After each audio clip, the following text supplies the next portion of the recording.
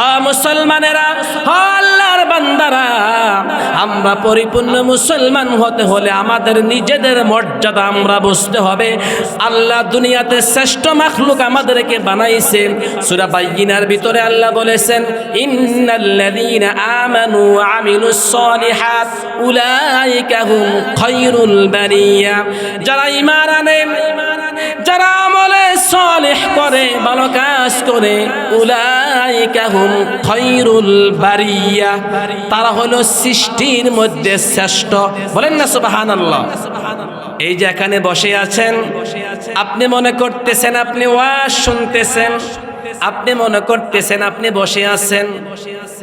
রাসূলুল্লাহ সাল্লাল্লাহু আলাইহি সাল্লাম বলেন, সহিহ সুনান তিরমিজির হাদিস, মাজলিসু ফিকহিন খায়রুম মিন ইবাদাতি সিত্তিনা সানা। কোরআন হাদিসের মজলিসে একটু সময় বসে থাকা 60 বছর নফল ইবাদতের চেয়েও শ্রেষ্ঠ। সুবহানাল্লাহ বলবেন না?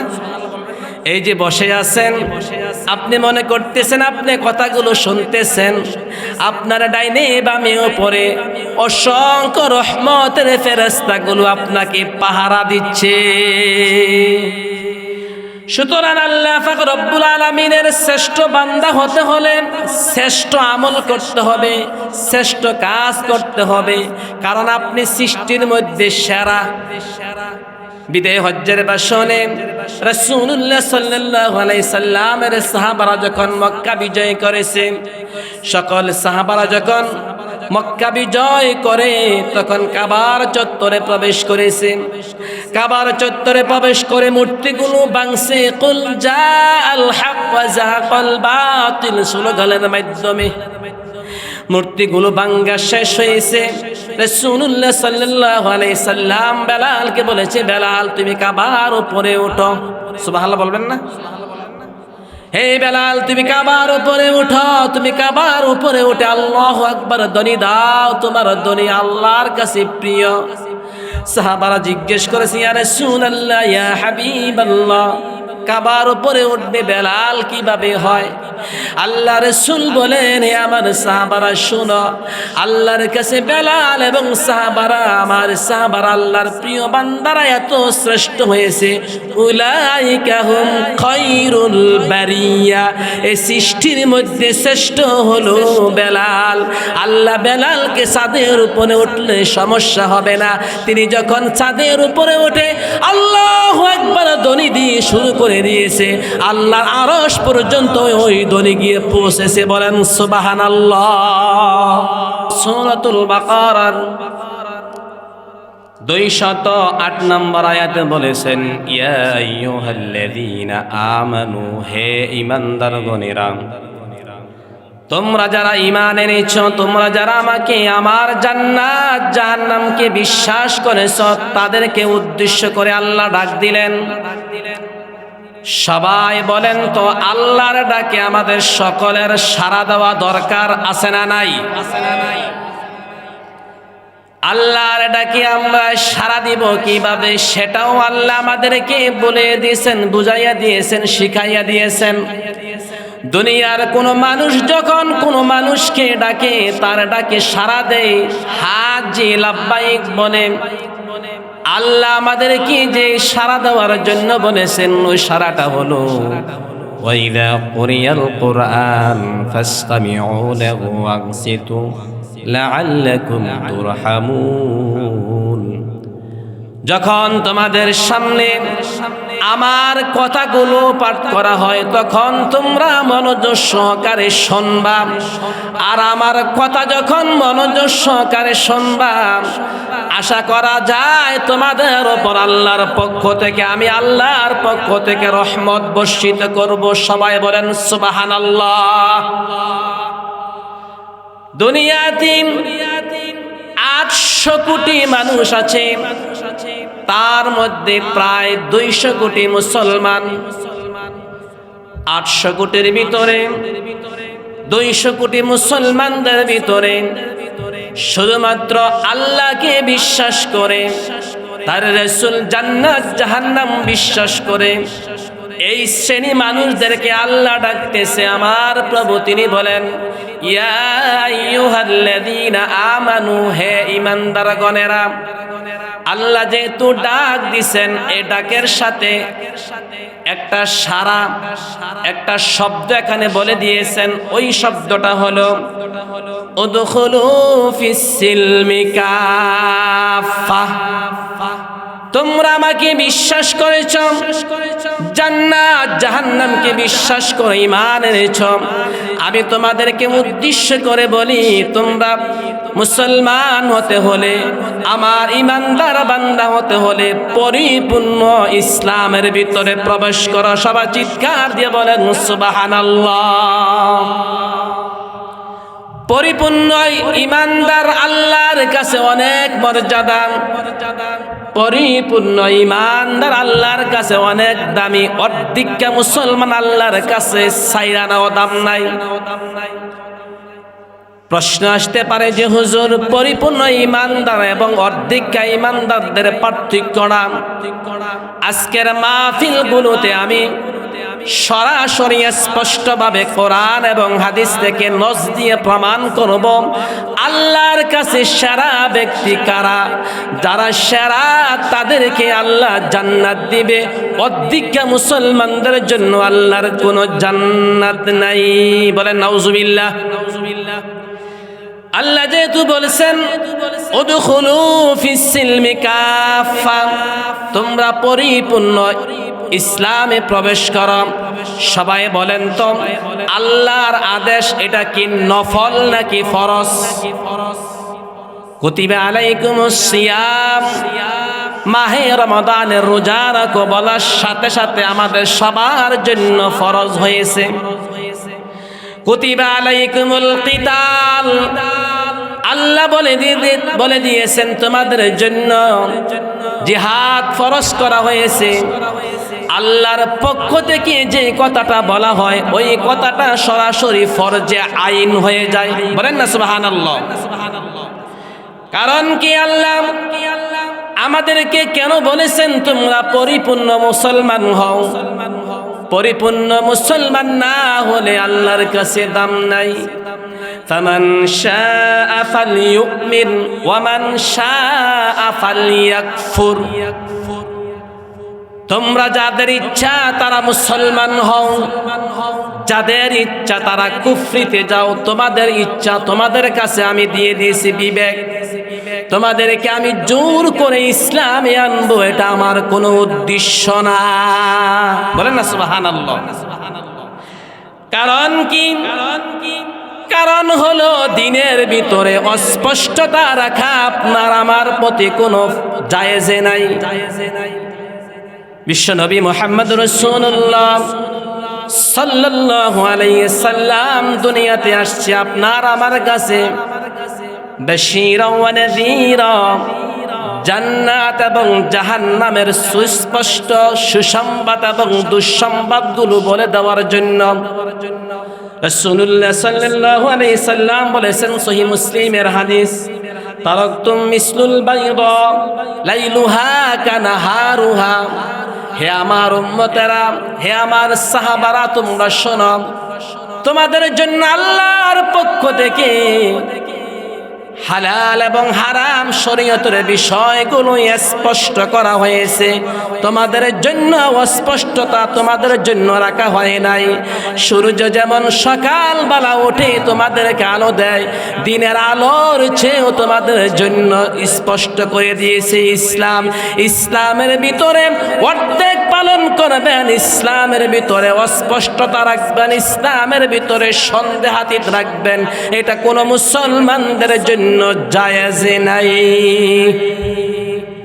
আল হালালু বাইয়িন ওয়াল হারামু বাইয়িন। সবাই বলেন হালাল এবং হারাম স্পষ্ট কিনা? দিন এবং রাত যেমন স্পষ্ট, পুরুষ এবং মহিলা যেমন স্পষ্ট, জান্নাত এবং জাহান্নাম যেমন স্পষ্ট, ইসলামের বিধিবিধানগুলো আপনার আমার জন্য স্পষ্ট করে দেওয়া হয়েছে। প্রশ্ন আসতে পারে, তার কারণ কি? কারণ হলো আল্লাহ জানেন দুনিয়াতে আমার কিছু ইমানদার বান্দাদেরকে আমি পাঠাবো, তারা শয়তানের ওয়াসওয়াসা পড়ে, এমন ভাবে কুফরিতে দেবে পড়বে, হতে পারে কুফরির কারণে সে জাহান্নামে যেতে পারবে, হতে পারে কুফরির কারণে সে জাহান্নামে যাবে, সে বুঝে না, সেটা জানে কুফরি এবং কবিরা গুনাহ। সে জানে না, সেটা জানে সেই কাজটা করার কারণে সে জাহান্নামে যেতে হবে। সে মনে করছে ওই কাজটা নিশ্চয়ই সওয়াব, সে মনে করছে ওই কাজটা নিশ্চয়ই ভালো। যেমন কিয়ামতের ময়দানে আল্লাহ পাক রব্বুল আলামিন যখন তার বান্দাকে ধরবে, মালি হাযাল কিতাব লা ইউগাদিরু সগীরাতান ওয়ালা কাবীরাতান ইল্লা আহসাহা। হে আমার বান্দারা, দুনিয়াতে কি আমল করেছো তুমি? তোমার আমল নামাটা আমি তোমার সামনে পেশ করে দিয়েছি।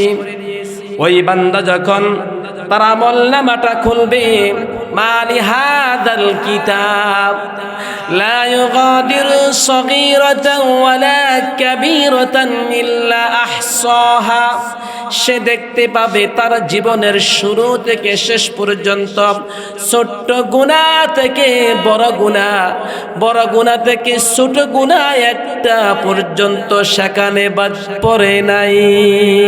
এবার বলেন আপনি আমি মুসলমানেরা যারা হারামের সাথে সম্পৃক্ত, কবিরা গুনাহের সাথে সম্পৃক্ত, শিরক কুফরির সাথে সম্পৃক্ত, জাহান্নামী কার্যকলাপের সাথে সম্পৃক্ত, ওই কার্যকলাপগুলো আপনার আমার আমল নামার ভিতরে থাকবে কিনা?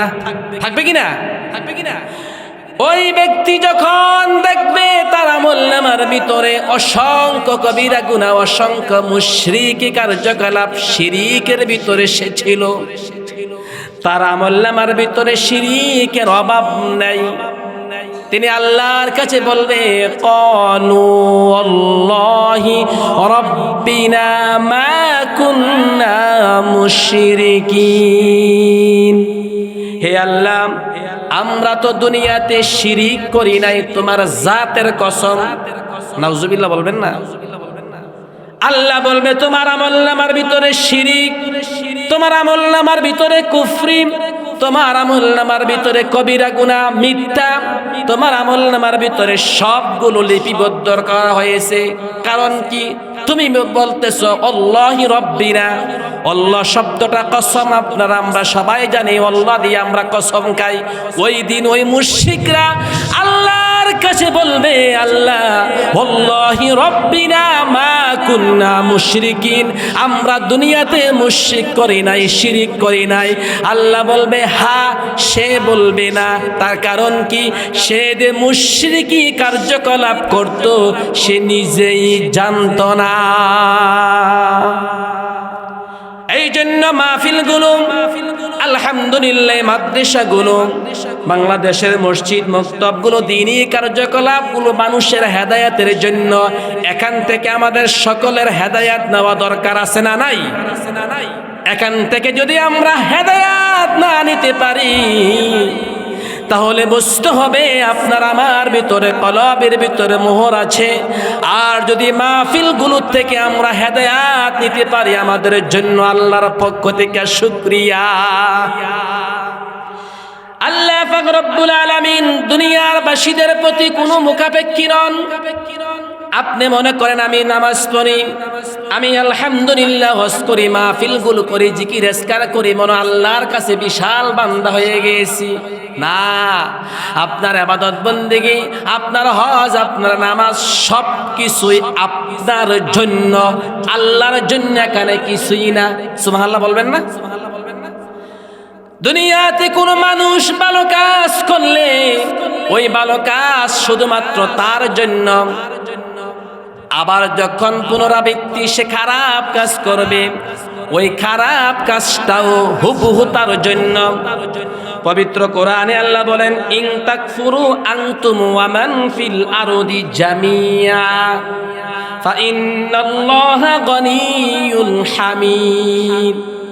শুধু তুমি কেন, তোমার বংশ কেন, তোমার জাত এবং দল কেন, দুনিয়ার সব মানুষ যদি কুফরি করে যায় ওয়া মান ফিল আরদি জামিয়া, পৃথিবীতে সব মানুষ যদি কুফরি করে ফা ইন্নাল্লাহা গনিয়্যুন হামিদ, আমার আল্লাহর কিছু আসা যায় না, কারণ দুনিয়ার প্রতি আমি মুখাপেক্ষী নয়। এবার বলেন, এই মাহফিল, নামাজ, রোজা, হজ, যাকাত, জিকির আজকার এগুলো কার জন্য? আল্লাহর জন্য নাকি আমরা নিজেদের জন্য? কার জন্য? ওই নিজেদের জন্য যখন ভালো কাজ করবেন তখন পরিপূর্ণভাবে করতে হবে, কারণ কিয়ামতের ময়দানে আল্লাহর সামনে যখন দাঁড়াবেন, আল্লাহ যখন আপনার আমলনামাগুলো দান দেবেন, ওই দিন যদি ভালো কাজ করতে পারেন, একটা জিকির দুনিয়াতে ভালো করছেন, একজন থেকে বেশি করেছেন, আপনার স্তরটা জান্নাতের ভিতরে একটু ভালো হবে। রাসূলুল্লাহ সাল্লাল্লাহু আলাইহি সাল্লাম বলেন, মানুষ যখন জান্নাতে চলে যাবে, জান্নাতে চলে যাবার পর প্রত্যেক মানুষের ভিতরে আবার মুসলমান ভাই ভাই দেখা হবে জান্নাতের ভিতরে। দেখা হলে বলবে, ভাই তুমি কোন জান্নাতে আছো? ওই বলবে সে জান্নাতুন নাঈম। ওই ব্যক্তি বলবে আমি জান্নাতুল আদ। ওই ব্যক্তি বলবে আমি জান্নাতুল ফেরদাউস। আরে ভাই বলো কি, তুমি তো আমাদের সাথে দুনিয়াতে থাকতা, দুনিয়াতে আমাদের সাথে এক বাজারের সদাই খাইতাম, তুমি তো দুনিয়ার থাকতে একসাথে চলাফেরা করতা, তোমার স্তরটা জান্নাতের উপর হয়েছে, তার কারণ কি? ওই ব্যক্তি বলবে, দুনিয়াতে আমি আল্লাহর একটা হুকুম, নবীর একটা সুন্নত, আল্লাহর একটা জিকির বেশি করেছি, এই জন্য আল্লাহ পাক রব্বুল আলামিন আমার মর্যাদা একটু স্তর বেশি দিয়েছেন। সুবহানাল্লাহ বলবেন না? এই জন্য আপনার আমার সব কিছু ইবাদত বন্দেগী আল্লাহর জন্য করব। সবাই বলেন, বেশি করব, কম করব নাকি বেশি করব? কোনদিন আমল করে বেশি করে নিজেকে এত বেশি বাহাদুরি দেওয়ার কোনো সুযোগ নাই। একটা উদাহরণ দিয়ে আমি বলি। প্রশ্ন আসতে পারে যে হুজুর, আমরা তো আল্লাহর ইবাদত বন্দেগী করি, জিকির আজকার করি, ও ভাই আপনি সকাল সন্ধ্যা জিকির করেন, নামাজ পড়েন 5 ওয়াক্ত, 15 মিনিট আধা ঘন্টা করে যদি হয় 24 ঘন্টার ভিতরে 2-4 ঘন্টা নামাজ ইবাদত বন্দেগী করেন, আরো তো 16 ঘন্টা আছে। আর আল্লাহর ফেরেশতারা আল্লাহর 24 ঘন্টা প্রতি মুহূর্ত আল্লাহর তাসবিহ পাঠ করতেছে। ইউসাব্বিহু লাহু লিল্লাহি মা ফিস সামাওয়াতি ওয়া মা ফিল আরদ। আকাশ এবং জমিনের ভিতরে যত মাখলুক আছে সবাই আল্লাহর তাসবিহ পাঠ করতেছে। শুধু তাই নয়, ওয়ালাহু ইয়াসজুদু মান ফিস সামাওয়াতি ওয়া মান ফিল আরদ, আশ-শামসু ওয়াল কামারু ওয়ান নুজুমু ওয়াদ দাওয়াব। চন্দ্র, সূর্য, তারকারাজি, আকাশ জমিনের বালুরাজি যা দেখতেছেন সবাই বলেন কার জিকির করে? তাহলে আপনি আমি আমরা যতটুকু ইবাদত বন্দেগী করি, বুঝতে হবে ওই ইবাদত বন্দেগীর ভিতরে আপনার আমার ইখলাস, খুলুসিয়াত থাকার দরকার আছে না নাই? ওই খুলুসিয়াতটা কিভাবে হবে সবাই খেয়াল করেন। আল্লাহ পাক রব্বুল আলামিন আপনাকে আমাকে যে বানাইছেন, দুনিয়ার যত মাখলুক আছে সব মাখলুকের ভিতরে শ্রেষ্ঠ মানুষ দিয়েছেন আল্লাহ আদমকে, মানুষকে।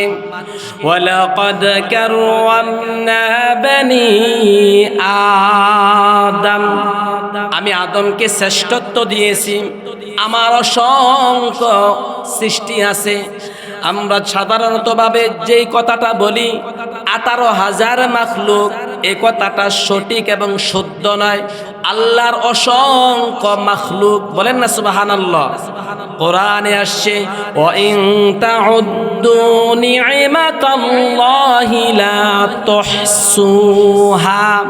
তোমরা দুনিয়ার সব মানুষ, আমার মাখলুক, আমার সৃষ্টি, একটা একটা করে যদি গণনা করা, ওই গণনা তোমাদের জন্য শেষ হবে না। লা তুহসুহা, আল্লাহ বলে শেষ করতে পারবে না। আমরা সংখ্যা দিয়ে দিয়েছি 18,000। এই জন্য আল্লাহর যত মাখলুক আছে সব মাখলুকের ভিতরে শ্রেষ্ঠ হলো মানুষ। সবাই বলেন শ্রেষ্ঠ কে? সূরা ৩ এর ভিতরে বলেন লাকাদ খলাকনাল ইনসানা ফি আহসানি তাকওয়িম, আমি মানুষকে উত্তম আকৃতিতে সৃষ্টি করেছি। এই যে মানুষকে আল্লাহ সৃষ্টি করেছেন, সেরা করেছেন, এই সেরা করার পেছনে বিশাল একটা উদ্দেশ্য আছে, আমরা সবাই খেয়াল করি। আল্লাহ পাক রব্বুল আলামিন তার রাসূলুল্লাহ সাল্লাল্লাহু আলাইহি সাল্লাম বলেন, সহিহ বুখারীর হাদিস, কিয়ামতের যখন শেষ হবে গণনা, মানুষ যখন জান্নাত জাহান্নাম শেষ হয়ে যাবে, তখন মানুষ জান্নাতে যারা চলে যাবে তারা তবে শ্রেষ্ঠ মানুষ, সুন্দর মানুষ, যুবক মানুষ, সৎ চরিত্রবান মানুষ।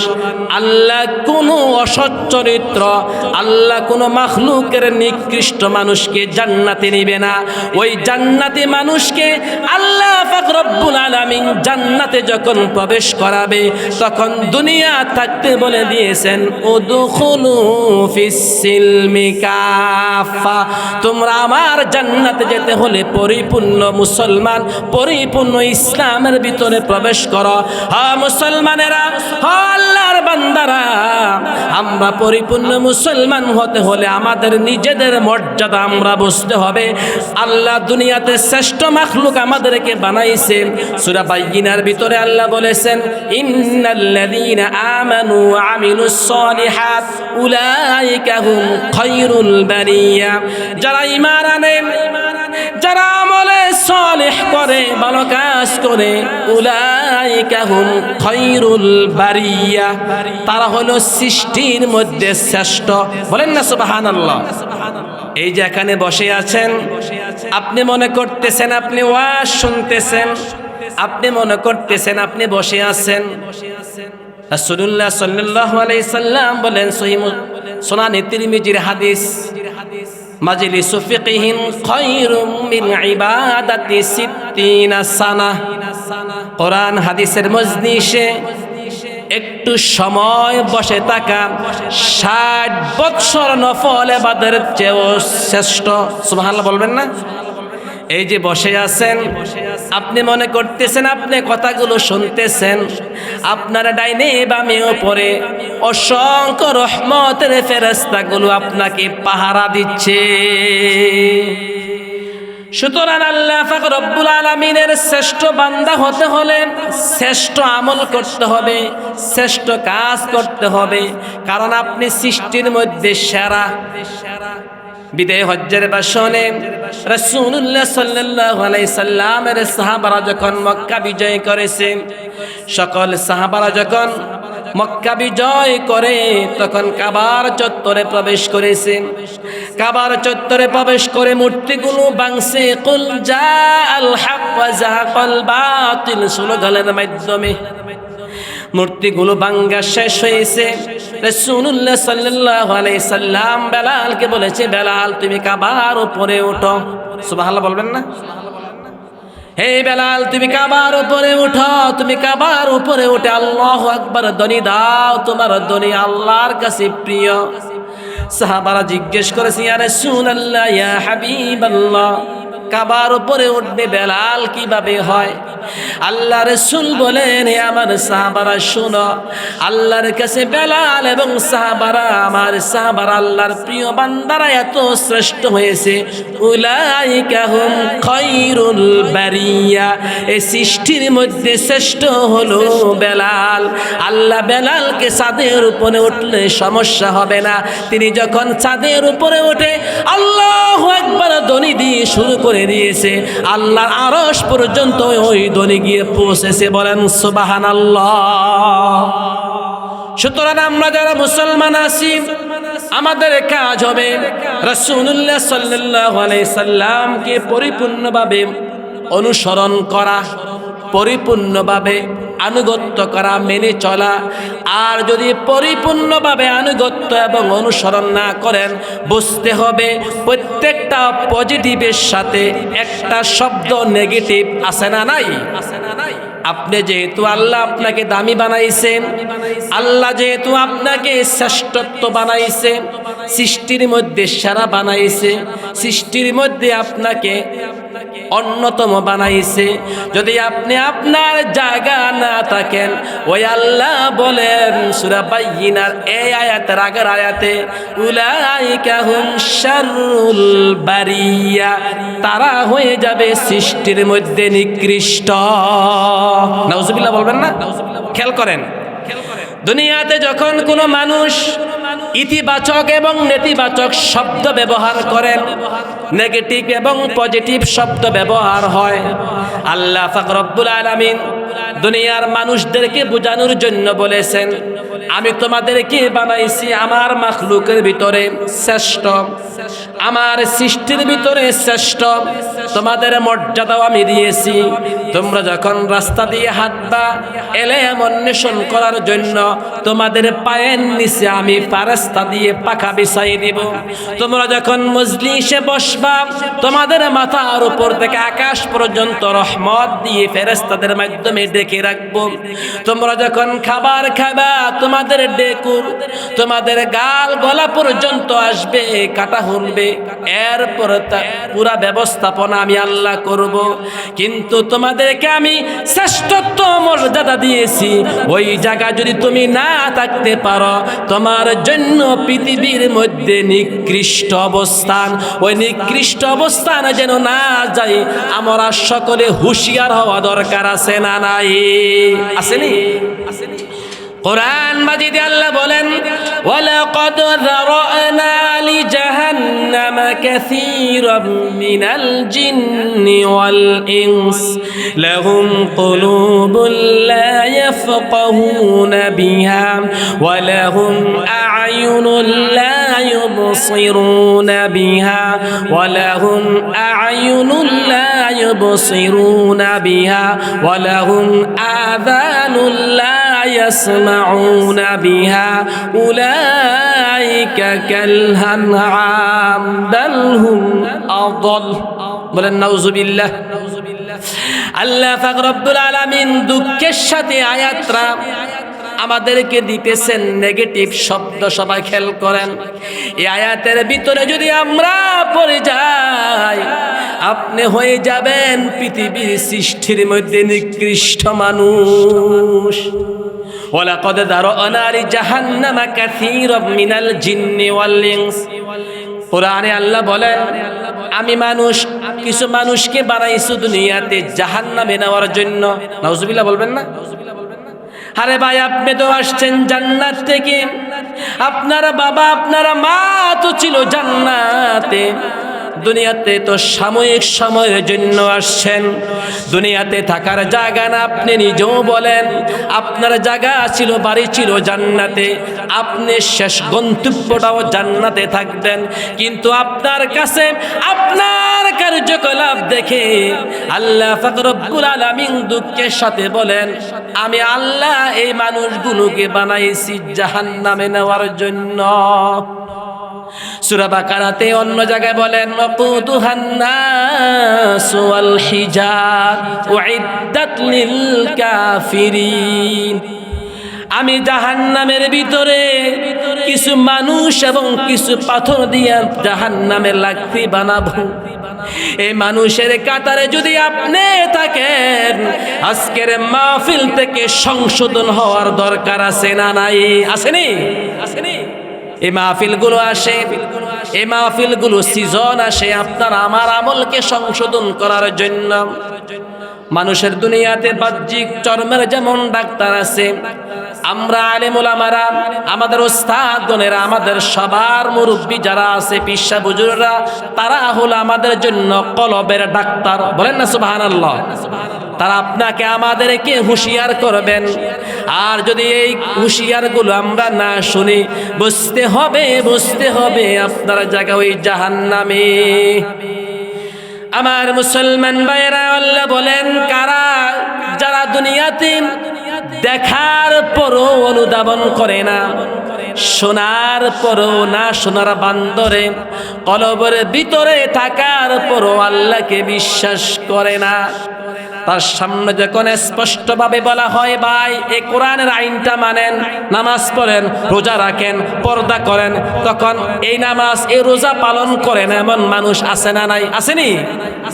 আজকের দিনে জুমার দিন 5 ওয়াক্ত নামাজের ভিতরে এক ওয়াক্ত নামাজ পড়ে নাই, ইভেন আজকের জুমার নামাজটাও পড়ে নাই, এমন কিছু হতভাগা মুসলমান আছে না নাই? আসেনি? ইভেন এইটা নয়, গত মাহে রমজানের 30টা রোজার ভিতরে একটা রোজাও পালন করে নাই, এমন কিছু হতভাগা মুসলমান আমাদের দেশে আছে না নাই? আসেনি? আপনি মনে করতে পারেন যে হুজুর কি বলেন, মুসলমানদের জন্য আল্লাহ জাহান্নাম রাখছে, মানুষের জন্য জাহান্নাম বানাইছে, মানুষের জন্য মানুষকে আল্লাহ জাহান্নামে লাকড়ি বানাবে, মানুষকে আল্লাহ জাহান্নামে নিবে। আপনি যখন আপনার কাতারে এই সংখ্যাটা অনুধাবন করবেন, হা করবে তো হাইয়া আলাইস সালাহ বলে যখন মুয়াজ্জিন সাহেব আযান দেয়, তখন আসরের নামাজে দেখা যায় 2-5 জন সারা মসজিদে মুসল্লি পাওয়া যায় না। ঠিক না ঠিক? এবং মুসলমান জাতি এমন নির্বিঘ্নে এমন নিচে পড়ে গেছে, মুসলমান হালাল হারাম বেশি চলে না, তাদের মন ইচ্ছা যা চায় তারা চলে। আল্লাহ বলেন উদখুলু ফিস-সিলমি কাফা, অর্ধেককে পালন করে তুমি মুসলমান হতে পারবা না। আমার জান্নাতে যেতে হলে তুমি পরিপূর্ণ ইসলামে প্রবেশ করতে হবে। বলেন সুবহানাল্লাহ। যেমন আপনি আমরা যেন স্বাভাবিকভাবে যেইভাবে ঘুমাই, বাংলাদেশি সিস্টেমের কারণে আমরা মশারি টাঙ্গাই না, মশারির বাহিরে যখন আপনার একটা হাত অথবা একটা পা থাকে, যদি আপনি মনে করেন পুরাটা দেহ তো আমি রাখছি মশারির ভিতরে, একটা হাতের আঙ্গুল অথবা একটা পায়ের টাকনুটা বাইরে রাখেন সারা রাত, আর কিছু লাগবে? মূসা বলবে আমি তো পাইছি তোমার একটা অঙ্গ, এই অঙ্গ দিয়া তোমার পুরা শরীরকে আমি শেষ করে দিব। ঠিক না ঠিক? অথচ আপনি তো পুরা দেহ রাখছেন মশারির ভিতরে, সামান্য একটা অংশ রাখছেন মশারির বাহিরে। আপনাকে পরিপূর্ণ ইসলামে প্রবেশ করতে হলে, আপনাকে পরিপূর্ণ মুসলমান হতে হলে, আল্লাহর জান্নাতে যেতে হলে আপনাকে পুরা শরিয়া আপনাকে মুসলমানের ভিতরে থাকতে হবে। অর্ধেক পালন করবেন ইসলাম, অর্ধেক পালন করবেন শয়তান। আল্লাহ বলেন না না না, তোমার পেছনে যে ইবলিস আছে, শয়তান আছে, সে তোমার ঈমানকে বিধ্বংস করে দিবে। বলেন নাউজুবিল্লাহ। কেমন বিধ্বংস করবে? আমরা মনে করি নামাজ পড়ে, রোজা রাখি, হজ করি, যাকাত দেই, আলহামদুলিল্লাহ আমি তো মুসলমান হয়ে গেছি। না ভাই, মুসলমান বিশাল বড় শব্দ। সহিহ মুসলিমে পাওয়া যায়, সবাই খেয়াল করেন হাদিস। قال رسول الله صلى الله عليه وسلم المؤمن كالجمل اللنف حيث قيد ينقاد। কত সুন্দর এক্সাম্পল দিয়েছে রাসূল, কত সুন্দর উদাহরণ দিয়েছে। এই উদাহরণটা যদি আমরা মনের ভিতরে গেঁথে রাখতে পারি, পুরা মুসলমানের জন্য হেদায়েত। বলেন না সুবহানাল্লাহ। রাসূলুল্লাহ সাল্লাল্লাহু আলাইহি সাল্লাম বলেন মুসলমান হলো মরুভূমির উটের মতন। তার নাকের ভিতরে, গলার ভিতরে একটা রশি থাকে কিনা? থাকেনি? পুরা নাক অথবা গলার ভিতরে রশিটা থাকে, ওই রশির একটা আগাটা যদি থাকে ওই উটের ভিতরে, ওই রশির গোড়ার শেষ প্রান্ত থাকে মালিকের হাতে। মালিক যেই দিকে টান দিবে ওই উট এবং গোড়া সেই দিকে যাইতে বাধ্য কিনা? সবাই বলেন বাধ্য কিনা? রাসূলুল্লাহ সাল্লাল্লাহু আলাইহি সাল্লাম বলেছেন 1400 বছর আগে, আল মুমিনু কাল জামালিল লানিফ হাইসু কিদা ইনকাদ। আমি আমার উম্মতের জন্য বলে যাই, তোমরা হলো মরুভূমির উটের মতো, তোমরা কোন দুনিয়াতে স্বাধীন নয়, তোমরা হইলে পরাধীন, তোমরা হইলে আল্লাহর কাছে পরাধীন। তোমাদেরকে আল্লাহ যেইভাবে বলেছেন সেইভাবে যদি যেতে পারো তাহলে তোমরা পরিপূর্ণ মুসলমান। আমরা দেখি মুসলমানের ভিতরে 5 ওয়াক্ত নামাজ পড়ে আবার সুদে টাকা লাগায় এমন কিছু বেনামাজি এবং মানুষ দেখানো নামাজি আমাদের দেশে আছে না নাই? আসেনি? 5 ওয়াক্ত নামাজ পড়ে দোকানে বসে মানুষের গীবত করে, শাকায়াত করে, 5 ওয়াক্ত নামাজ পড়ে মিথ্যা সাক্ষী দিয়ে মেল দরবার করে, 5 ওয়াক্ত নামাজ পড়ে হাজী সাহেব বউয়ের মুহরানা পর্যন্ত দেয় না এমন নামাজি আমাদের দেশে আছে না নাই? আসেনি? 5 ওয়াক্ত নামাজ পড়ে ইসলামের পরিপূর্ণ কথা শুনলে চেহারা কালো হয়ে যায়।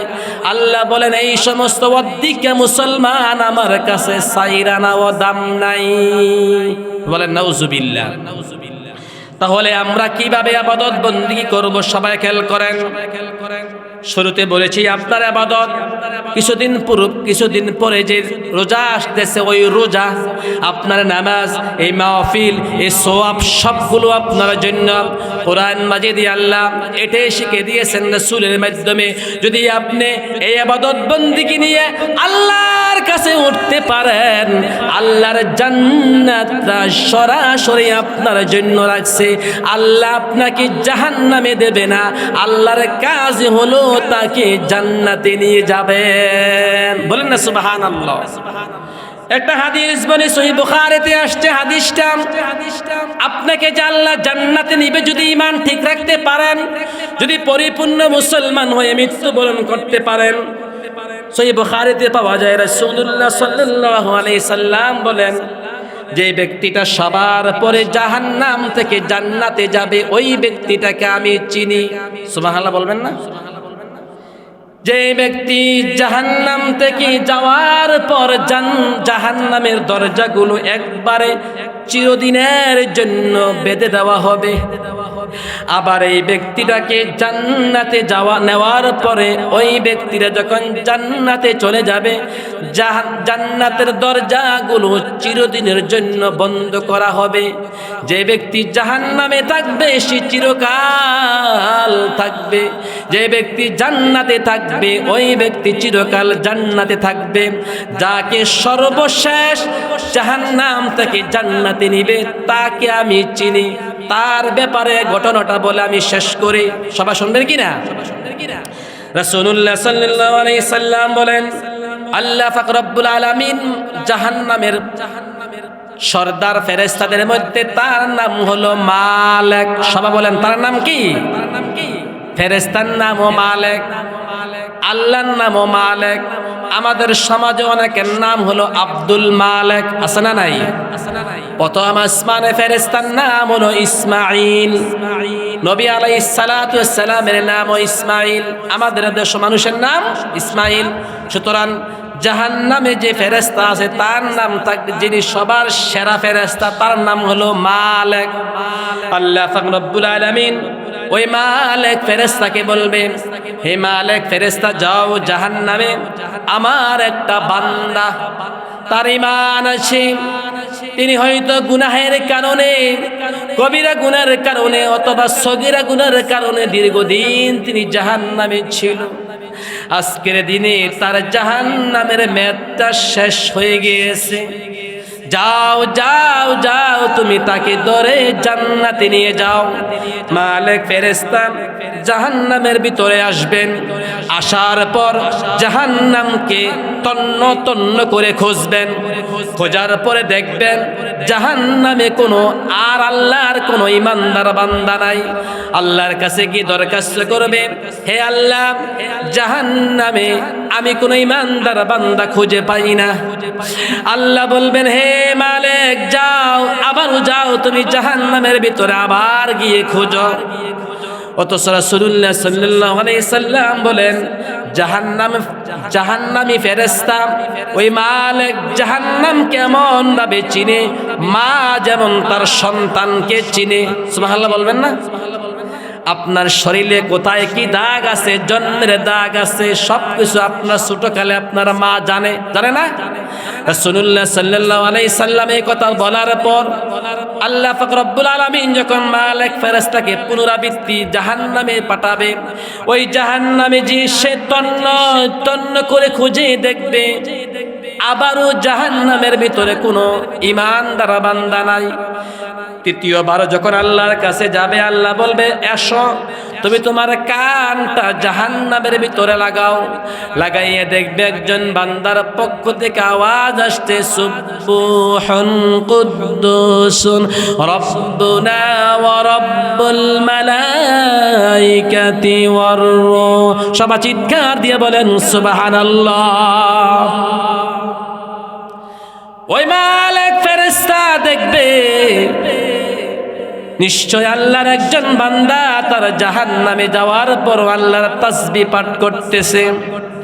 ওই মালাক ফেরেশতা যখন জাহান্নামী মানুষগুলোকে লেরে লেরে সামনে আগাবে, যাওয়ার পর এই ব্যক্তিটাকে ধরবে, ধরার পর দেখবে পুরা শরীরটা পরে আংরা হয়ে গেছে, শুধুমাত্র কপাল সাজদার জায়গাটা আল্লাহর জন্য সে দুনিয়াতে যেমন হেফাজত করেছিল, ওই জাহান্নামের ভিতরে আল্লাহ তার সাজদার জায়গাকে পড়বে না।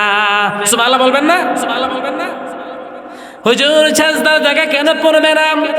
দুনিয়াতে সে আল্লাহকে সাজদা করেছিল, আল্লাহর ইবাদত বন্দেগী করেছিল, কিন্তু মুশরিকি করে নাই। হয়তোবা কবিরা গুনাহের কারণে, হয়তোবা সগীরা গুনাহের কারণে, হয়তোবা কিছু গুনাহের কারণে সে জাহান্নামে যেতে হয়েছে। বুঝতে হবে নিশ্চয় নিশ্চয় লোকটা জান্নাতি। আল্লাহর জাহান্নামের ফেরেশতা যখন তাকে ধরবে, ধরার পর বলবে, আল্লাহর বান্দা আসো আসো, তোমার ভাগ্য খুলে গেছে, তোমার জন্য এখন আল্লাহর জান্নাত। সুবহানাল্লাহ বলবেন না?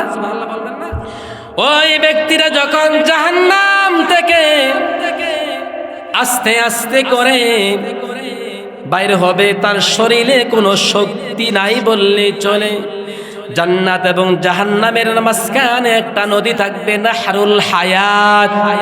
ওই নদীর ভিতরে তাকে গোসল করাবে।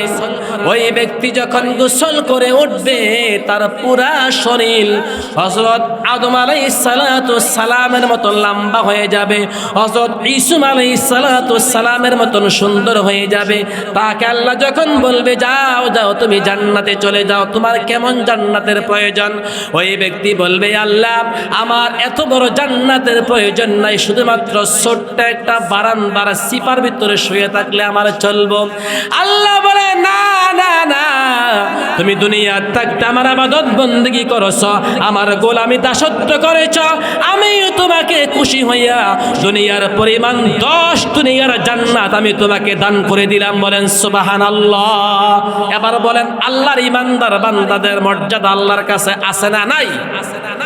যে সবার পরে জান্নাতে যাবে, যে ব্যক্তি পুরে সার হয়ে জান্নাতে যাবে, তার মধ্যে যদি সে দুনিয়ার পরিমাণ 10 দুনিয়ার জান্নাত পায়, এবার বলেন আমরা যারা আছি এখন থেকে হুঁশিয়ার হয়ে আল্লাহর ফার্স্ট ক্লাস জান্নাতীদের কাতারে শামিল হওয়া দরকার আছে না নাই? আসেনি? নফসের গোলামি করেন, ব্যক্তি পূজা করেন, ব্যক্তির কথা শোনেন, মনে করছেন নামাজ পড়লে পড়বো না, পড়লে নাই। মাহে রমাদানের রোজা আসতেছে, রোজা রাখলে রাখবো না, রাখলে নাই। আপনাকে আল্লাহ ধন সম্পদ দিয়েছে, হজ করলে করবেন না, করলে নাই। আপনাকে আল্লাহ ধনাঢ্য বানাইছে, যাকাত দিলে দিবেন না, দিলে নাই। না না না ভাই, আপনার মন গড়া ইসলাম না। ইসলামে চলার জন্য একটা গণ্ডি, একটা শ্রেণীবিন্যাস আল্লাহর পক্ষ থেকে আদেশ আছে না নাই? আসেনি? আপনার মন গড়া হবে না। আল্লাহ পাক রব্বুল আলামিন পবিত্র কোরআনে বলেছেন, ফাদখুলি ফি ইবাদি ওয়াদখুলি জান্নাতি। খেয়াল করেন, আল্লাহর প্রিয় বান্দা যদি হন, আল্লাহর পরিপূর্ণ ইসলামে যদি প্রবেশ করেন, তখন আল্লাহ কিয়ামতের ময়দানে বলবেন, ফাদখুলি ফি ইবাদি, হে আমার বান্দা তোমরা আসো। তাহলে আল্লাহর বান্দা হওয়া দরকার আছে না নাই? আল্লাহর বান্দাটা এটা শ্রেষ্ঠ শব্দ। আল্লাহর বান্দা এটা সবচেয়ে বড় নেয়ামত। আল্লাহর বান্দা হতে পারলে আপনার জন্য সবচেয়ে বড় নেয়ামত। বান্দাদের কাতারে আপনি বুঝছেন কিনা, বুঝবেন কিভাবে? বান্দাদের কত মর্যাদা! আল্লাহ পাক রব্বুল আলামিন সূরা মারইয়ামের ভিতরে একটা উদাহরণ দিয়েছেন। হযরত মারইয়াম আলাইহিস সালাতু ওয়াস সালামের সন্তান যখন দুনিয়াতে আসছে, মারইয়াম আলাইহিস সালাতু ওয়াস সালামকে তার জাতির লোকেরা অপবাদ দেওয়া শুরু করেছে। আল্লাহ পাক রব্বুল আলামিন তার অপবাদকে এমন ভাবে 180 ডিগ্রি উল্টাই এমন শব্দ প্রয়োগ করেছেন। মারইয়াম আলাইহিস সালাতু ওয়াস সালামের কোলে যখন তার সন্তান, তখন তারা সবাই বলেছে, মারইয়াম তুমি অনেক চরিত্রবান নারী, মসজিদুল আকসার ভিতরে তুমি থাকতা, মসজিদুল আকসা তুমি পরিচ্ছন্ন করে রাখতা, এই সন্তান তুমি কোথায় থেকে আনছ? মারইয়াম আলাইহিস সালাতু ওয়াস সালাম বলছে, আমার জাতির লোকেরা ফাশারাত ইলাই, এই সন্তানের দিকে ইশারা করেছেন, তাকে তোমরা জিজ্ঞেস করো।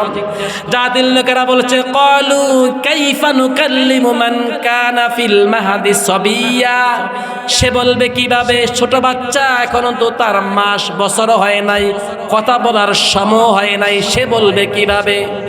আল্লাহর পক্ষ থেকে মারইয়াম আলাইহিস সালাতু ওয়াস সালামের কোলের ভিতরে ওই সন্তান বলতেছেন, ক্বালা ইন্নী আবদুল্লাহ আতানিয়াল কিতাবা ওয়া জাআলানি নাবিয়্যা ওয়া জাআলানি মুবারাকান আইনামা কুনতু ওয়া আওসানি বিস-সালাতি ওয়াজ-যাকাতি মা দুমতু হাইয়া। সবাই বলেন সুবহানাল্লাহ।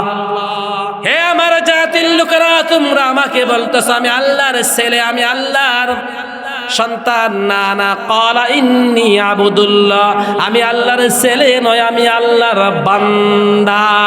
বলেন না সুবহানাল্লাহ। আল্লাহর বান্দা। আশহাদু আল্লা ইলাহা ইল্লাল্লাহ ওয়া আশহাদু আন্না মুহাম্মাদান আবদুহু ওয়া রাসূলুহু। আল্লাহ রাসূলুল্লাহ সাল্লাল্লাহু আলাইহি সাল্লামকে কেন্দ্র করে বলেন, তিনি আমার বান্দা, ওয়া আবদুহু ওয়া রাসূলুহু, তারপর হলো রাসূল। তাহলে আমরা যারা আছি, আমরা ব্যক্তি আনুগত্য না করে আল্লাহ আল্লাহ রাসূলের আনুগত্য করব, আল্লাহর প্রিয় বান্দাদের কাতারে শামিল হব। আল্লাহর প্রিয় বান্দা যখন হতে পারবো, কিয়ামতের ময়দানে আল্লাহ বলবেন, ফাদখুলি ফি ইবাদি ওয়াদখুলি জান্নাতি, তোমরা আমার বান্দারা যারা, তোমরা চলে যাও আমার জান্নাতে। দুনিয়া থাকতে তোমরা আমার ইবাদত বندگی করেছো, আমার উপরে ঈমান আনছো, নিজের প্রবৃত্তি অনুসরণ করো নাই। অনেক মুসলমানকে দেখবেন নিজের মন গড়া কিছু আমল করে, এমন মুসলমান আছে না নাই? বলেন তো দেখি, যে কোনো একটা মেশিন যে ইঞ্জিনিয়ার তৈরি করে, ওই ইঞ্জিনিয়ার নিজে বুঝেন ওই মেশিনটা কিভাবে চালাবেন। এই মেশিনটা আপনি কিনে আনছেন, নিশ্চয় আপনাকে মেশিন ইঞ্জিনিয়ার আপনাকে সুন্দর গাইডলাইন দিয়ে দিবে, যান এই ফ্রিজটা, এই মেশিনটা, এই মোবাইলটা আপনি এইভাবে চালাবেন। যদি চালান, নিশ্চয় আপনি এটাকে দীর্ঘদিন যেতে পারবেন। স্বাভাবিকভাবে আমরা যে গড়ি হাতে দেই, যে গড়িটা পানিতে ডুবে যায়, মালিক কর্তৃপক্ষ দোকান থেকে বলে দেয়, সাবধান, এটাকে ভিজানো যাবে না। আবার যে গড়িটা ভিজানো যায়, ওই গড়িটার ব্যাপারে মালিক কর্তৃপক্ষকে বলে দেয়, হ্যাঁ এটাকে রাফ এবং যে কোনোভাবে আপনি এটাকে ইউজ করতে পারবেন, কোনো সমস্যা হবে না। আল্লাহর তারা প্রিয় বান্দারা দুনিয়াতে কিভাবে চলবে, আল্লাহর পক্ষ থেকে চিঠির মাধ্যমে কোরআন এবং হাদিসের দিক নির্দেশনাগুলো আছে না নাই? আসেনি? আমরা কোরআন পড়তে পারি না, কোরআনের হুকুম তো মানি না। এই যে আলহামদুলিল্লাহ বাংলাদেশে মাদ্রাসাগুলো আছে, এই যে আলহামদুলিল্লাহ মাদ্রাসাতে বসছেন, এই মাদ্রাসা আপনারা সবাই জানেন দ্বীনি মাদ্রাসা। আজ থেকে 50-60 বছর পেছনে যারা আছে মুরব্বীরা, যেই সমস্ত পিসা হুজুরদের কাছে যেতেন, প্রত্যেকটা পিসা হুজুর একটা মাদ্রাসা ছিল, ঠিক না বেঠিক? দামতির পিসা হুজুর হযরত মাওলানা আজিমউদ্দিন রাহিমাহুল্লাহ, হযরত মাওলানা আব্দুল হালিম রাহিমাহুল্লাহ, তাদের কাছে যখন যেত, হুজুর আমাকে মুসলমান বানান, আমাকে মুরিদ বানান, আমাকে আপনার কাছে রাখেন। হুজুর বলতো আপনি কি করবো, তোমাদেরকে কি করব? যাও মাদ্রাসা তালিম হয় তুমি পড়ো, অথবা তোমার সন্তানকে পড়াও। এই মাদ্রাসা থেকে যখন কোরআন এবং হাদিসগুলো শিখতে পারবে, তখন মানুষেরা অবশ্যই ইসলাম সম্পর্কে সম্যক জ্ঞান রাখতে পারবে। বলেন ঠিক না বেঠিক? আর যখন বাংলাদেশে দেখা যায় কিছু বন্ড পীর, যারা মাদ্রাসাও নাই, মানুষদেরকে কোরআন হাদিসের জ্ঞানও শিখায় না, একটা মাজার করে বসে থাকে, সেখান থেকে নিজেও মুশরিকি কার্যকলাপ করে জাহান্নামে যাচ্ছে, ইভেন তার মুরিদদেরকেও জাহান্নামে নেয়। এই মাজারের সাজদার মাধ্যমে সব পীর এবং মুরিদরা জাহান্নামে যায়। এমন কিছু পীর এবং মুরিদ মাজার বাংলাদেশে আছে না? নাই? আসেনি? প্রশ্ন যে হুজুর আমি তো ইবাদত বন্দেগী করতেছি, আমি শুধুমাত্র একটা উদাহরণ দেই আপনাদেরকে। মনে করতে পারেন আপনি ইবাদত বন্দেগী করতেছেন, আপনার ইবাদতটা গ্রহণ হচ্ছে কিনা এটাও তো আপনি বুঝেন না। আল্লাহর কোরআনের 6666 যে আয়াত আছে, একটা আয়াতকে যে অস্বীকার করে সে বলে, আপনারা বলেন তো দেখি, সে কি মুসলমান না কাফের? সে কাফের। সে কি? ইবলিস আল্লাহর সব বিধিবিধানগুলো পালন করেছেন, তার নাম ছিল আজাজিল। দুনিয়াতে সবচেয়ে বেশি সে ইবাদত বন্দেগী করেছে। শুধুমাত্র আল্লাহ বলেছেন দাউসজুদু লি আদামা, হে আমার আদমকে সাজদা করো। আল্লাহর অর্ডার ছিল আমার আদমকে সাজদা করো, সে বলছে না, কারণ আনা খায়রুম মিন খলাকতানি মিন নারি ওয়া খলাকতাহু মিন তিন। কেন আমি সাজদা করব? আমি তো আগুনের তৈরি, সে তো মাটির তৈরি। আগুনের কাজ হলো উপরে চলে যাওয়া, মাটির কাজ হলো নিচে চলে যাওয়া। আল্লাহর একটা আইনকে, আল্লাহর একটা হুকুমকে পালন করার অমান্য করার কারণে সে যদি কাফের হয়ে যায়, আপনার আমার ব্যাপারে এখন ফতোয়া আসেন। আপনি আমি যদি আল্লাহর বিধিবিধানকে, আল্লাহর কোরআনের আয়াতকে, রাসূলুল্লাহ সাল্লাল্লাহু আলাইহি সাল্লামের হাদিসকে অস্বীকার করি, তখন আপনার ফতোয়া বলেন আপনি কি মুসলমান থাকবেন নাকি কাফের হবেন? কি থাকবেন? বাংলাদেশে আলহামদুলিল্লাহ আমরা জানি মুসলমান অনেক। যান ঢাকার বকশীবাজার মাদ্রাসা বোর্ডের সাথে বিশাল একটা মসজিদ আছে, ওই মসজিদটার নাম হলো কাদিয়ানি মসজিদ। আছে না নাই? আপনি যে নামাজ পড়েন 5 ওয়াক্ত, কাদিয়ানি সম্প্রদায় তারাও 5 ওয়াক্ত নামাজ পড়ে। আপনি যে মসজিদে আজান দেন হাইয়া আলাস সালাহ হাইয়া আলাল ফালাহ, আপনি যেভাবে আজান দেন কাদিয়ানি সম্প্রদায় সেইভাবে আজান দেয়। আপনি যে কিবলামুখী হয়ে নামাজ পড়েন, তারাও কিবলামুখী হয়ে নামাজ পড়ে। যে 4 ফরজ ওযু করেন, তারাও 4 ফরজ ওযু করে। আপনি যে বিধিবিধানগুলো পালন করেন, সেই বিধিবিধানগুলো পালন করে। আপনার মধ্যে আমার মধ্যে তাদের মধ্যে পার্থক্য হলো, দুনিয়ার সব মুসলমান আলেম ওলামাদের ফতোয়া হলো কাদিয়ানিরা কাফের। সবাই বলেন কাদিয়ানিরা কি? তাহলে কাফেরটা হইল কেন? আপনার মতো আমার মতো তো নামাজ পড়ে, তাদের কাফেরটা হওয়ার কারণ হলো কাদিয়ানীরা মুহাম্মদ সাল্লাল্লাহু আলাইহি সাল্লামকে শেষ নবী মানে না। নাউজুবিল্লাহ বলবেন না? রাসূলুল্লাহ সাল্লাল্লাহু আলাইহি সাল্লাম তিনি বলেছেন আনা খায়রুম মিন, তিনি বলেছেন আমি তোমাদের জন্য শেষ নবী, আমার পরে আর কোনো নবী আসবে না। সবাই খেয়াল করেন, আল্লাহর নবী বলে গেছেন শেষ নবী, তারা বলছেন না গোলাম আহমদ তিনি হলেন শেষ নবী। নাউজুবিল্লাহ বলবেন না? কোরআনের সব বিধিবিধানগুলো মানলো, শুধুমাত্র একটা আয়াতকে অস্বীকার করলো, যেটা হলো খাতামুন নাবিয়্যিন, নবীকে শেষ মানল না, সে যদি কাফের হয়। এখন আসুন, আল্লাহ বলেছেন কোরআনের ভিতরে নামাজ পড়ো, যারা নামাজ পড়লো না আল্লাহ বলেন কোরআনের ভিতরে চুরি করলে হাত কাটো, এমন আয়াত কোরআন মাজিদে আছে না নাই? আস-সারিকু ওয়াস-সারিকাতু ফাকতাউ আইদিয়াহুমা, চুরি করলে চোরের হাত কাটো। আল্লাহ বলেছেন জিনা করলে, অবিবাহিত হলে তাকে 100 বেত লাগাও, বিবাহিত হলে পাথর মেরে হত্যা করো। আল্লাহ বলেছেন কোরআন মাজিদে, হাদিসে ইসলামে মদ খাইলে তাকে বেত্রাঘাত করো। এই যে আদেশগুলো আমরা মানছি না, আবার যারা মানে তাদেরকে গালিগালাজ করে, এমন কিছু নাফরমান মুসলমান আমাদের দেশে আছে না নাই? তাহলে আপনি কিভাবে বুঝবেন আপনি প্রকৃত মুসলমান? আল্লাহ আপনাকে শ্রেণী বিন্যাস করে দিয়েছেন। কোরআন মাজিদ আল্লাহ বলেছেন ওয়ায়াকুলুনা নুমিনু বিবাদিন ওয়া নাকফুরু বিবাদ ফামা জাযাউ ওয়া ইউরিদুনা আইয়াত্তাখিযু বাইনা যালিকা সাবিলা উলাইকা হুমুল কাফিরুনা হাক্কা। সবাই বলেন নাউযুবিল্লাহ। ওয়ায়াকুলুনা নুমিনু বিবাদি ওয়া নাকফুরু বিবাদ। আরে হুজুর বলেন কি আমরা তো নামাজ পড়ি, হয়তো বা কোরআনের একটা আইনের অমান্য করি, আমরা তো মাহে রমজান 30টা রোজা পালন করি, হয়তোবা আমি হজ করলাম না, হয়তোবা আমি যাকাত দিলাম না, হয়তোবা আল্লাহর পক্ষ থেকে যে আদেশ আসছে চুরি করলে চোরের হাত কাটো, এই আদেশটা রাষ্ট্রীয়ভাবে আমি মানলাম না। সমস্যা কি? আল্লাহ কোরআনে বলেন ইউরিদুনা আইয়াত্তাখিযু বাইনা যালিকা সাবিলা, তারা হালাল হারাম জান্নাত জাহান্নাম ইসলাম এবং সবকিছুর ভিতরে মধ্যবর্তী থাকতে চায়। আল্লাহর পক্ষ থেকে ফতোয়া হলো উলাইকা হুমুল কাফিরুনা হাক্কা, তারা হলো অরিজিনাল কাফের। বলেন নাউযুবিল্লাহ। ইসলামের ভিতরে অস্পষ্টতার কোনো সুযোগ নাই। আপনি মুসলমান, আপনাকে অবশ্যই পরিপূর্ণ ইসলামের ভিতরে প্রবেশ করতে হবে। বলেন ঠিক না বেঠিক?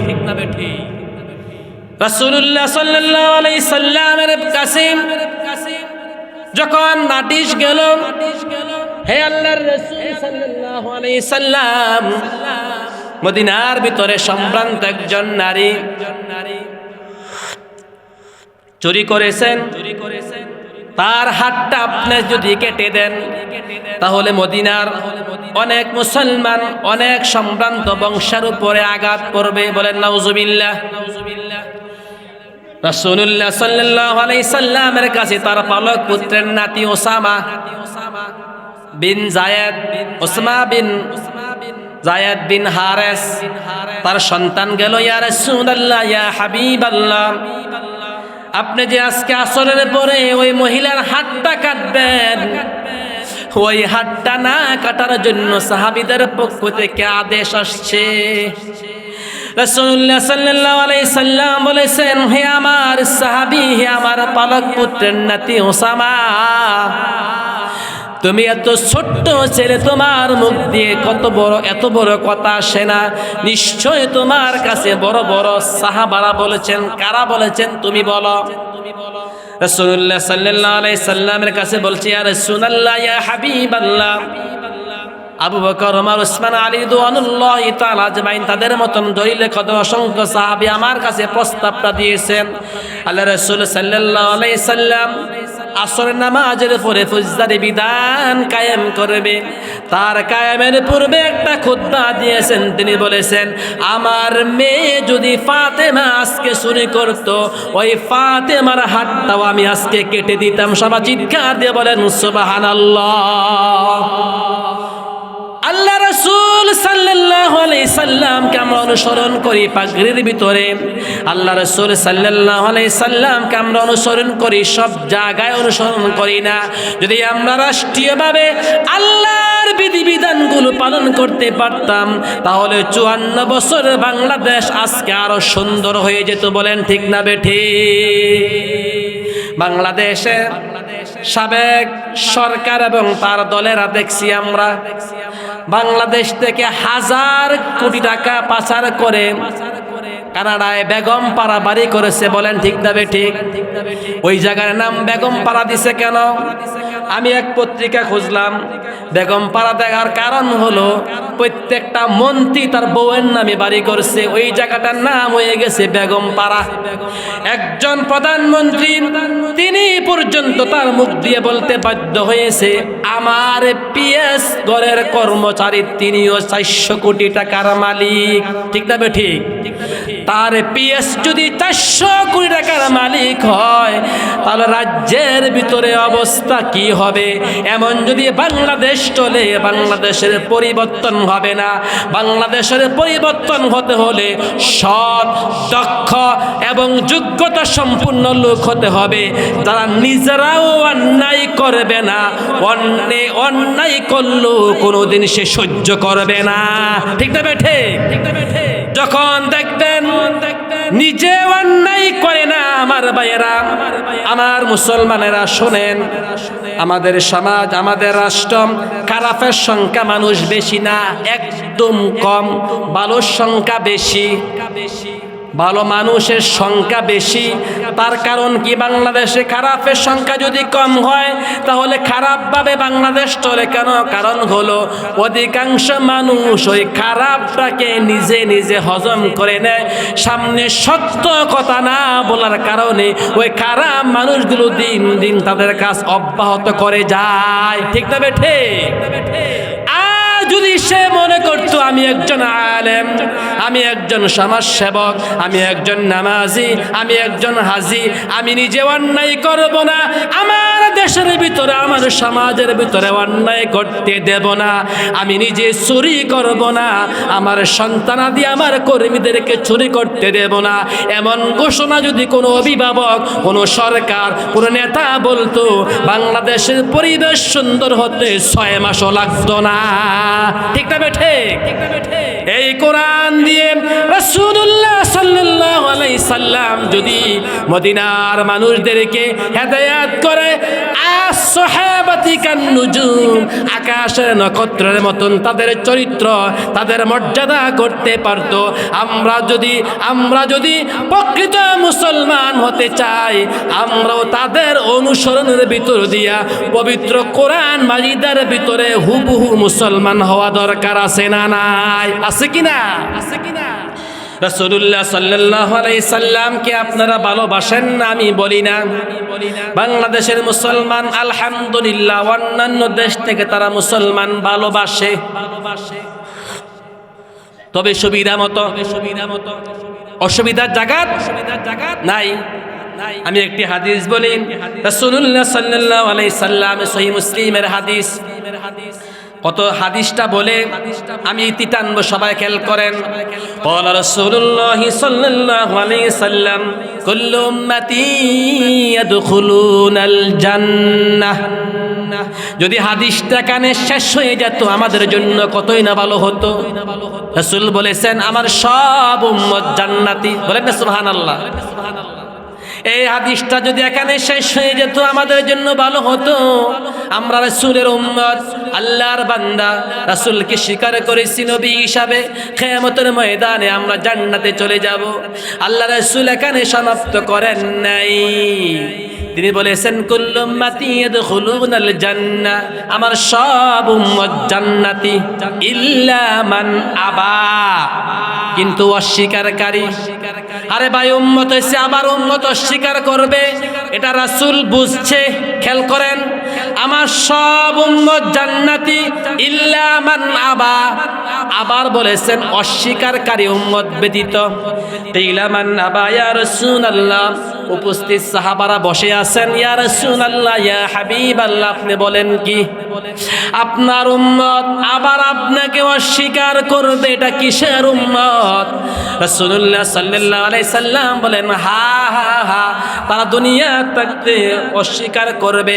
ক্বালা মান আতাআনি দাখালাল জান্নাহ ওয়া মান আসানি ফাকাদ আবা, যারা আমার প্রকৃত উম্মত তারা চলে যাব আল্লাহর জান্নাতে, আমার সাথে জান্নাতে থাকবে। আবার বলেছেন যারা আমার পুরাপুরি জীবন ব্যবস্থা মানবে না তারা হয়ে যাবে জাহান্নামে। নাউজুবিল্লাহ বলবেন না? হাদিসটার দিকে খেয়াল করেন, শুরুতে বলেছেন কি, কুল্লু উম্মতি ইয়াদখুলুনাল জান্নাহ, আমার সব উম্মতগুলো জান্নাতি। তো রাসূলুল্লাহ সাল্লাল্লাহু আলাইহি সাল্লাম উম্মত দিয়ে জান্নাতে বলতেছে, আবার বলতেছেন ইল্লা মান আবা। বিশাল শব্দের শাব্দিকতা, সেই দিকে যাচ্ছি না। আল্লাহ রাসূলের কথাটা বলেছেন দুঃখের সাথে, আমার অস্বীকারী উম্মতরা জান্নাতে যেতে পারবে না। সাহাবারা তো আশ্চর্য হয়ে গেছে, ইয়া রাসূলুল্লাহ, ইয়া হাবিবাল্লাহ, আপনার উম্মত অস্বীকারী হবে কেন? বলেছে হা হা হা, আমি দুনিয়া থাকতে তারা সবগুলো আমার উম্মত হিসাবে, আমি রাসূল হিসাবে তারা সবকিছু মানার চেষ্টা করবে না। আমাকে মানবে তখন সুবিধা পাবে যখন, আমাকে মানবে না তখন অসুবিধা লাগবে যখন। আমি যখন আল্লাহর পক্ষ থেকে বলেছি তোমরা আল্লাহর বিধিবিধানগুলো পালন করো, তখন মুসলমান দেখা যায় নামাজ পড়ে, রোজা রাখে, হজ করে, যাকাত দেয়, কিন্তু পরিপূর্ণ আল্লাহর ইসলামের ভিতরে প্রবেশ করে না। চুরি করলে হাত কাটে না, মদ খাইলে বেত্রাঘাত করে না, জেনা করলে পাথর মেরে না। এমন রাষ্ট্রীয়ভাবে আইনের কথা যখন আমরা বলি, অনেক মুসলমানদেরকে দেখা যায় চেহারা কালো হয়ে যায়। আছে না নাই? আর কারণ কি ভাই? আল্লাহর বিধিবিধানগুলো আপনি পালন করবেন, আল্লাহর আইনগুলো আপনি পালন করবেন। আল্লাহ রাসূল সাল্লাল্লাহু আলাইহি সাল্লাম নামাজ পড়তে পড়তে দাঁত ভাঙছে না। আল্লাহ রাসূল সাল্লাল্লাহু আলাইহি সাল্লাম মাহে রমাদানে রোজা রাখতে রাখতে দাঁত ভাঙছে না। হজ করতে করতে দাঁত ভাঙে নাই। আল্লাহ রাসূল সাল্লাল্লাহু আলাইহি সাল্লামের দাঁত মোবারক ভাঙেছে। সবাই বলেন মসজিদে বসে নাকি যুদ্ধের ময়দানে? কোথায়? ওই যুদ্ধের ময়দানে কথা শুনলে অনেক মুসলমানদের চেহারা কালো হয়ে যায়। এমন মুসলমান আছে না? নাই? আসেনি? যুদ্ধ জিহাদ মুসলমানদের জন্য ফরজ, খেয়াল করতে হবে। নামাজ ফরজ হয়, নামাজ আবার সুন্নত হয়। রোজা ফরজ হয়, রোজা আবার সুন্নত হয়। যেমন 5 ওয়াক্ত নামাজের ফজর নামাজ সবাই বলেন নফল নাকি ফরজ? সবাই বলেন কিসে? ফজর নামাজ নফল না ফরজ? সকালবেলায় এশরাক নামাজ, সন্ধ্যার সময় আওয়াবিনের নামাজ, এটা কি ফরজ না নফল? খেয়াল করেন, তাহলে ফরজ হয় নামাজ, আবার সুন্নত নফল হয়। মাহে রমাদানের রোজা ফরজ, মুহররমের রোজা সুন্নত, হজ করা ফরজ, উমরা করা সুন্নত, যাকাত দেওয়া ফরজ, সদকা দেওয়া সুন্নত।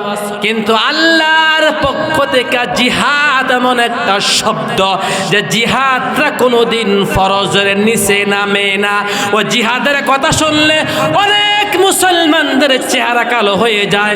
অনেক জিহাদের কথা বললে, অনেক জিহাদের কথা শুনলে অনেক নামাজি পর্যন্ত আলেমদেরকে জঙ্গি বলে গালি দেয়। এমন নামাজি আমাদের দেশে আছে না? নাই? আছে কিনা? আছে কিনা? রাসূলুল্লাহ সাল্লাল্লাহু আলাইহি সাল্লাম বলেছেন, সহিহ মুসলিমের হাদিস, মান দাআ বিদাওয়াল জাহিলিয়াতি ফাহুয়া মিন জুসাই জাহান্নাম ওয়া ইন সামা ওয়া সাল্লা ওয়া জামা আন্নাহু মুসলিম। সবাই খেয়াল করেন, রাসূলুল্লাহ সাল্লাল্লাহু আলাইহি সাল্লাম বলেছেন, যে ব্যক্তি মানুষদেরকে খারাপের দিকে ধাবিত করে, চুরি, ডাকাতি, সন্ত্রাস, চাঁদাবাজি, মানুষ হত্যা, অন্যান্য জিনিসের দিকে, খারাপের দিকে মানুষদেরকে ধাবিত করে, ওই ব্যক্তি হলো জাহান্নামী। এবার বলেন, আমাদের দেশে রাষ্ট্রীয়ভাবে মিডিয়া থেকে শুরু করে ঘর পর্যন্ত, হাতের মোবাইল পর্যন্ত ভালোর সংখ্যা বেশি নেই, খারাপের সংখ্যা বেশি? খারাপের সংখ্যা বেশি। কিন্তু মুসলমান এমন পর্যায়ে পড়ছি, যত পর্দা করি, মুসলমান যখন আমরা ফোন দেই, ফোনের বয়সটাও মহিলাদের কণ্ঠ ঢুকাইয়া দিয়েছে রাষ্ট্রীয় পর্যায়ে। ঠিক তবে ঠিক যে আলেম আমরা অন্য মহিলার সাথে অন্য নারীর সাথে কথা বলতে চাই না। ওই আলেমরা যখন আবার ফোন দেয়, তখন অন্য ভাইয়ের কাছে ফোন দিলে তখন তার কানের আওয়াজটা অফিসটাকে এমনভাবে ফিট করছে, ওই বয়সটা সবাই বলেন পুরুষের নাকি নারীর। তাহলে রাষ্ট্রীয়ভাবে এমনভাবে আমাদের কাছে ফিট করে দিয়েছে, যতই ভালো থাকতে চাবেন ভালো থাকার কোনো সুযোগ নাই। আপনি আমি যদি ব্যক্তি ইবাদত বন্দেগী করে করে সবাই যদি সামনের দিকে আগায়, আর বাংলাদেশের প্রত্যেকটা সমাজের মুসলমানেরা যখন বাংলাদেশের সব জায়গায় আল্লাহর বিধিবিধানগুলো কায়েম করার জন্য চেষ্টা করবে, তখন বাংলাদেশের পরিবেশ আগের চেয়ে সুন্দর হওয়ার সম্ভাবনা আছে না নাই? আসেনি? এই জন্য আসুন আমাদের দেশের মুসলমানরা যারা আমরা আছি, আমরা সবাই প্রতিজ্ঞা করি এই দ্বীনি মাদ্রাসাগুলো থেকে আমরা দিন কায়েমের কাজ শুরু করি। দিন কায়েমের কাজ শুধু জিহাদ না, দিন কায়েমের কাজে মাহফিল, দিন কায়েমের কাজে মসজিদ, দিন কায়েমের কাজে মাদ্রাসা। আপনার সন্তানাদি মাদ্রাসা পড়াইলে লাভ কি? আমি এই কথা বলে 2 মিনিট শেষ করে দিচ্ছি। আপনারা যারা এখানে আলহামদুলিল্লাহ বসছেন, আপনার দ্বারা নামাজ হয় নাই, পরিপূর্ণভাবে নামাজ পড়তে পারেন নাই, একটা সিদ্ধান্ত নিয়ে যাবেন। আমরা আলেম ওলামারা বলি না প্রত্যেকটা ছাত্রকে আপনি হাফেজ মাওলানা মুফতি বানান, অন্ততপক্ষে মাদ্রাসা থেকে এমন ভাবে ছাত্রদেরকে বানাবেন, একটা ছাত্র দিবেন যে মাদ্রাসা থেকে কোরআন পড়ে মৃত্যুর পর আপনার জানাজার আপনার সন্তান পড়তে পারে। সবাই বলেন আমিন। এটা হলো আপনার জন্য সবচেয়ে বড় সৌভাগ্য। আপনি মনে করতে পারেন যে বাংলাদেশে আলেম ওলামা সবাই বলা মাওলানা মুফতি মুহাদ্দিস সবাই মনে হওয়া, এগুলো হওয়া হলো নফল। আর কোরআন শিক্ষা করা এটা কি সবাই বলেন নফল নাকি ফরজ? তলাবুল ইলমি ফারিদা আলা কুল্লি মুসলিম ওয়া মুসলিমাত। ফারিদা শব্দটা এখানে ব্যবহার করছে মানে ফরজ। প্রত্যেকটা মুসলমানের জন্য এই কোরআন শিক্ষা করা হলো ফরজ। আর স্বাভাবিকভাবে সবাই বলেন এই মাদ্রাসা থেকে কোরআন শিক্ষার একটা সুবর্ণ সুযোগ আছে না নাই? আপনি মাদ্রাসা পড়াইছেন, যখন দেখবেন আপনার সন্তানটা আরবির দিকে ভালো না, আজকে আলহামদুলিল্লাহ একজন ভাইকে জিজ্ঞেস করলাম, একজন মুরব্বীকে জিজ্ঞেস করলাম, সম্পর্কে চাচা হয়, আপনার সন্তানটাকে দাখিলে পরে কোথায় নেবেন? বাতিজা আমার সন্তানের মাথার বেনটা বেশি ভালো না, হতে পারে দাখিলে পরে তাকে আমি কলেজে বা পলিটেকনিক অথবা যে কোনো জায়গাতে ভর্তি করাই দেব। এটা খারাপ কিছু না। মুফতি মুহাদ্দিস মাওলানা হওয়া ফরজ নয়, কোরআন শিক্ষা করবেন।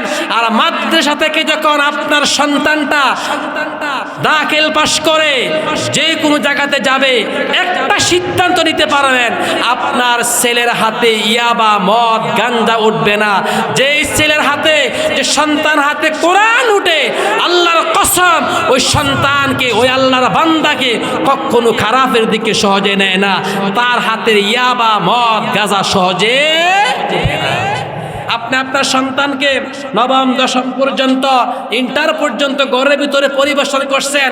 আপনি কি জানেন বাংলাদেশের ইউনিভার্সিটিগুলো দাবি জবি জাবি চবি যতগুলো ইউনিভার্সিটি আছে, ওই ইউনিভার্সিটিতে আপনার সন্তান যদি আলহামদুলিল্লাহ চান্স পেয়ে যায়, এখানে ভালো থাকলেও ভালো থাকার কোনো সুযোগ নাই।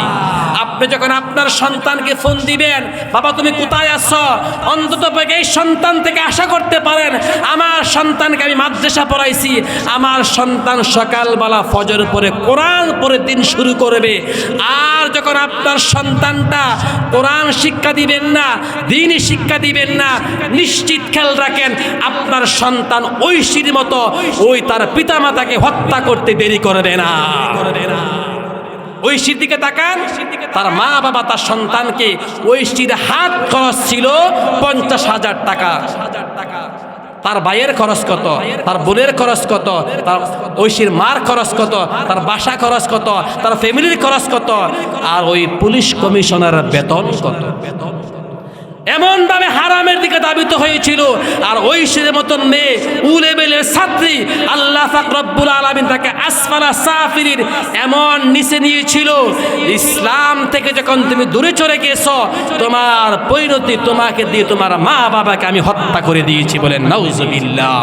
সুতরাং আপনার সন্তানকে আপনি যখন মাদ্রাসা পড়াবেন, দুইটা জিনিস সিদ্ধান্ত নেবেন। আমি মাদ্রাসা থেকে তাকে কোরআন শিক্ষা করাবো, আর এই মাদ্রাসা থেকে তাকে আমি আমার মাধ্যমে আমার জানাজারা যেন আমার সন্তান পড়াইতে পারে। সবাই বলেন আমিন। হাদা মা ইনদি ওয়াল ইলমু ইনদাল্লাহ।